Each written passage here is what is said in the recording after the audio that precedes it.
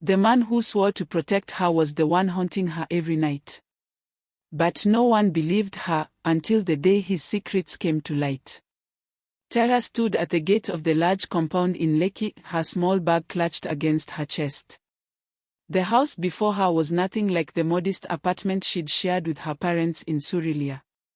This was a mansion, white walls, gleaming windows, a garden that looked like something from a magazine. "Come on, child. Don't just stand there." Aunt Rissie's voice was warm, her smile wide as she ushered Tara through the gate. "This is your home now." It had been 2 weeks since the fire. 2 weeks since Tara had watched firefighters battle the flames that swallowed her parents' apartment building. 2 weeks since she'd become an orphan at 14. Uncle Ade appeared at the front door, tall and handsome in his designer kaftan. He worked at one of the big banks in Victoria Island. Everyone said he was very successful, very important. "Welcome, Tara," he said, his voice gentle. "Your father was my best friend. Your family, and family takes care of each other." Tara tried to smile, but her lips trembled. Everything felt wrong without her parents. The air smelled different here, too clean, too perfumed, nothing like her mother's cooking or her father's aftershave. "Thank you, Uncle Ade." "Aunt Rissie. Let me show you to your room," Aunt Rissie said, leading her through a living room that seemed bigger than the entire old apartment. "It's at the back of the house, nice and quiet. You'll have privacy to study." The room was beautiful, cream walls, a soft bed, even an air conditioner. But as Tara set down her bag, she noticed something odd. There was no lock on the door. "Aunt Rissie, the door." "Oh, we don't use locks in this house, dear. We are family. Besides, what if there's an emergency and we need to reach you quickly?" Rissie patted her shoulder. "You're safe here. Uncle Ade will make sure of that." The words should have been comforting. They weren't.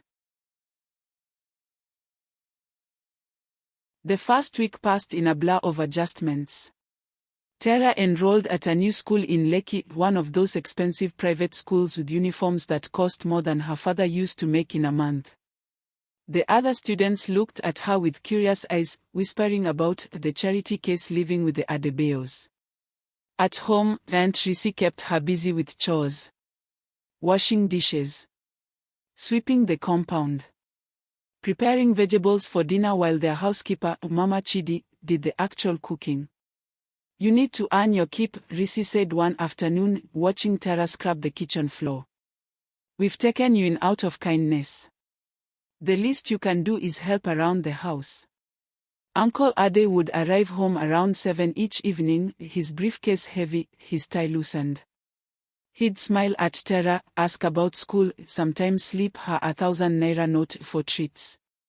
"You're a good girl, Tara," he'd say. "Your parents would be proud of how well you're adjusting."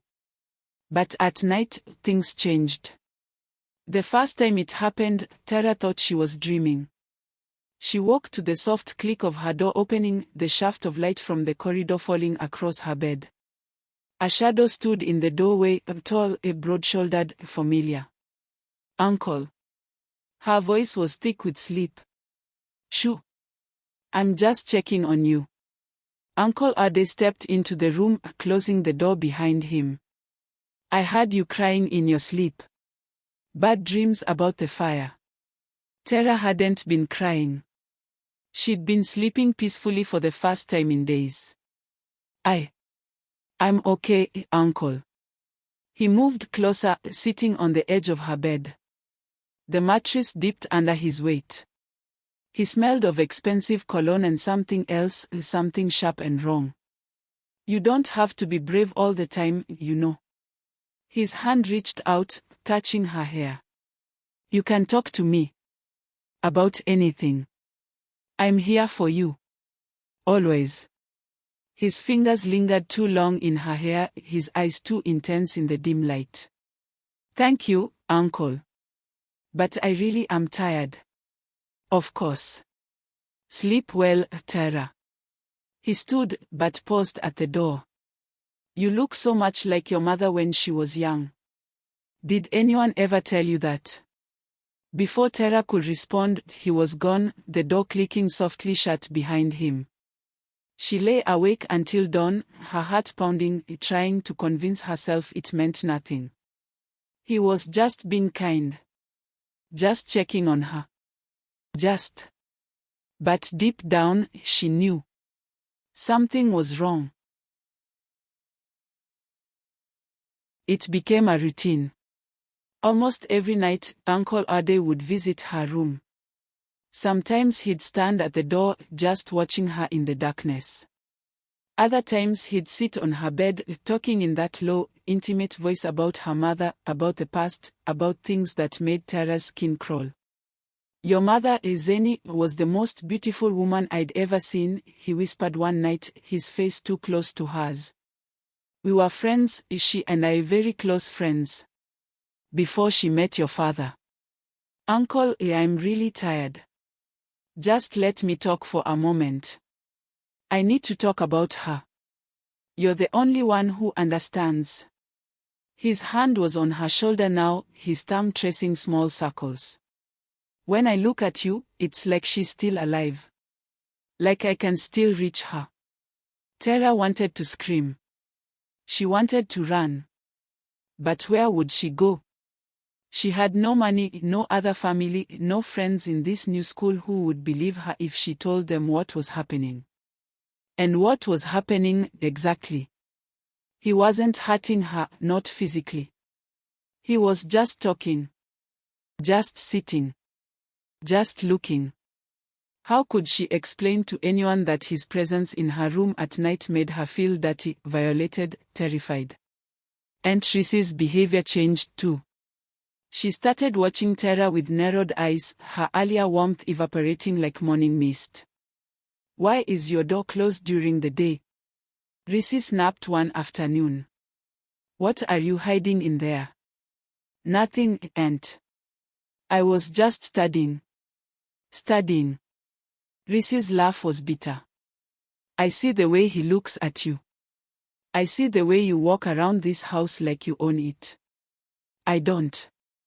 Your mother was the same way. Always getting attention from men. Always making them forget their responsibilities. Rissi grabbed Tara's wrist, her nails digging in. You think I don't know what you're doing? Trying to seduce my husband with your innocent act. Aunt Rissi, please. I would never. Get out of my sight. Tara ran to her room, tears streaming down her face. Nothing made sense. She wasn't doing anything wrong, yet she was being punished. Uncle Ade was the one coming to her room, yet she was being accused of seduction. That evening, while running an errand to the market with Mama Chidi, Tara saw her. An old woman sitting under the bridge, her clothes tattered but her eyes sharp and knowing. The woman beckoned to her. Mama Chidi, I'll be right back. Don't be long. You know Madam doesn't like waiting. Tara approached the old woman, who studied her with unsettling intensity. You carry the weight of secrets, child, the woman said. Secrets that are not yours to carry. Who are you? I am called Mama Iko. And I see what others refuse to see. She reached into her wrapper and pulled out a small leather pouch containing a carved stone. Take this. When the darkness comes for you, and it will come, this will reveal the truth. What truth? The truth about the fire that took your parents. The truth about the man who watches you sleep. Mama Iko pressed the amulet into Tara's hand. Wear it always. When the time comes, it will show everyone what has been hidden. Before Tara could ask more, Mama Chidi was calling her name. She turned to answer, and when she looked back, the old woman had vanished. That night, Tara wore the amulet around her neck, hidden under her nightdress. She would need it sooner than she thought. It was a Friday night when everything unraveled. Uncle Ade came home drunk, not stumbling drunk, but the kind of drunk where inhibitions dissolve and truth slip out like oil on water. Tara had him arguing with Aunt Rissy in their bedroom. "You think I don't know you go to her room every night?" Rissy's voice was shrill. "You think I'm stupid, Ade? I'm taking care of her. Someone has to. Taking care of her. Is that what you call it? She's a child, Ade. She's 14. She's not a child, she's Zenny's daughter. She's all I have left of her." The sound of something crashing. More shouting. Then Aunt Rissy stormed out of the house, tires screeching as she drove away into the Lagos night.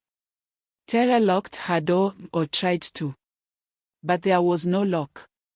She pushed her reading desk against it instead, her hands shaking. It didn't matter.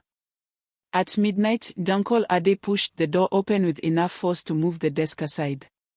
He stood in the doorway, his shirt unbuttoned, his eyes wild with something that looked like grief and hunger mixed together. "Tara." His voice was rough. "We need to talk. Uncle, please leave. It's late. Your mother." He stumbled into the room. "Did she ever tell you about us? About what we were before your father came along?" "No, Uncle. Please, just go to bed. We were supposed to be together." He moved closer, and Tara backed against the wall. "Zenny and I. We had an understanding. But then Bayo came with his teaching job and his poetry, and she forgot about me. She forgot what we had." The amulet around Tara's neck began to warm. "I tried to stop the wedding," Uncle Ade continued, tears now streaming down his face. "I tried everything. And when that didn't work, I thought if I could just scare them. Just make them leave Lagos. Then she'd come back to me."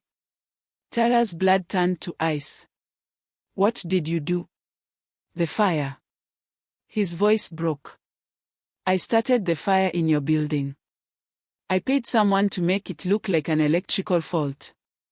It was only supposed to be a small fire, just enough to make them move away. But it spread so fast, he collapsed to his knees. I killed them, Tara. I killed your parents. And now you're all I have left of her." The amulet flared hot against Tara's chest. The temperature in the room plummeted. The lights flickered, then went out completely, plunging them into darkness. "Ade." A voice echoed through the room, soft, female, achingly familiar. "No." Uncle Ade's face went white. "No, that's not possible. Ade." The voice grew stronger, and with it came a presence, something that made the air thick and heavy. "Murderer." The shadows in the corner began to move, to take shape. Tara saw her mother's face forming in the darkness, beautiful, terrible, filled with righteous fury. "Mama." Tara whispered. "You killed us," Zenny's spirit said, her voice echoing from everywhere and nowhere. "You burned us alive. And now you dare to touch our daughter. You dare to come to her room night after night with your poison. I loved you." Ade screamed, covering his ears. "I only loved you." "Love." A second voice joined the first, deeper, male. "Tara's father. You call murder love. You call stalking a child love." The spirits materialized more fully now, Bayo and Zenny, translucent but unmistakable, their eyes burning with otherworldly light. Uncle Ade was on the floor, sobbing, his hands clawing at his face. "I'm sorry. I'm sorry. It wasn't supposed to happen. You were supposed to come back to me. You took everything from us," Bayo's spirit said. "Our lives. Our future. And you tried to take our daughter's innocence." The front door burst open. Neighbors rushed in, drawn by the screams and the unnatural light pouring from Tara's window. Aunt Rissy returned, her face pale with shock. Behind them all stood Mama Iko, no longer bent and feeble, but standing tall and commanding. "The ancestors have spoken," Mama Iko declared, her voice carrying the weight of ages. "The truth that was buried now comes to light." Uncle Ade looked up at the crowd, at his wife's horrified face, at the spirits of the people he'd killed, at Tara clutching the glowing amulet. "I did it," he whispered, his voice broken. "I set the fire. I killed Beo and Zeni. And I've been." He couldn't finish. He didn't need to. Everyone saw the truth in his eyes. The police came. Uncle Ade confessed everything: the fire, the bribery, the nightly visits to Tara's room. His bank froze his accounts. His friends turned away. His reputation crumbled like ash. Aunt Tracy filed for divorce immediately. "I should have protected you," she told Tara through tears. "I saw what was happening and I blamed you instead of him. I'm so sorry." Tara moved in with Mama Iko, who turned out to be a respected elder in the community, a guardian of traditional wisdom and protector of the vulnerable. The old woman's house was small but filled with light and warmth, everything Uncle Ade's mansion had lacked. Uncle Ade was arrested and sent to Kirikiri prison to await trial. But justice came sooner than the courts could deliver it. 3 weeks after his arrest, guards found him dead in his cell. His face was frozen in terror, his lips moving soundlessly, forming a name over and over: Zeni. Zeni. Zeni. The official report said heart attack. But the guards whispered about the shadows they'd seen in his cell the night before, about the smell of smoke, about the sound of a woman's voice calling his name. Terror grew stronger with each passing day. Mama Iko taught her about her heritage, about the power of truth, about the importance of speaking up even when silence seems safer. "Evil thrives in darkness," Mama Iko told her. "But you brought it into the light. You survived, child. And now you must help others survive too." Years later, Tara became a counselor and advocate for young girls facing abuse. She spoke at schools, at churches, at community centers across Lagos and beyond. "My uncle slept with me every night," she would begin, watching faces shift from curiosity to discomfort to understanding. "Not in the way you might think, but in ways that were just as damaging. He came to my room. He whispered things. He made me feel dirty and ashamed for something I didn't do. And when I tried to speak up, no one believed me." She would pause, letting the weight of her words sink in. But silence is what predators count on. Silence is what allows evil to continue. So I'm breaking that silence. And I'm asking you to break yours too. On the anniversary of her parents' death, Tara visited their graves in Ikoyi Cemetery. She laid flowers on the marble headstones, the amulet still hanging around her neck, its glow now soft and peaceful. "Thank you," she whispered to the spirits of her parents. "For protecting me. For revealing the truth. For never leaving me alone." The wind rustled through the trees, carrying the scent of rain and renewal. And in that moment, Tara felt their presence, not threatening or vengeful anymore, but warm and loving, the way parents should be. She walked away from the cemetery into the golden Lagos sunset, her head held high, her voice ready to speak truth to power, her heart finally free. Sometimes, evil hides behind the face of family.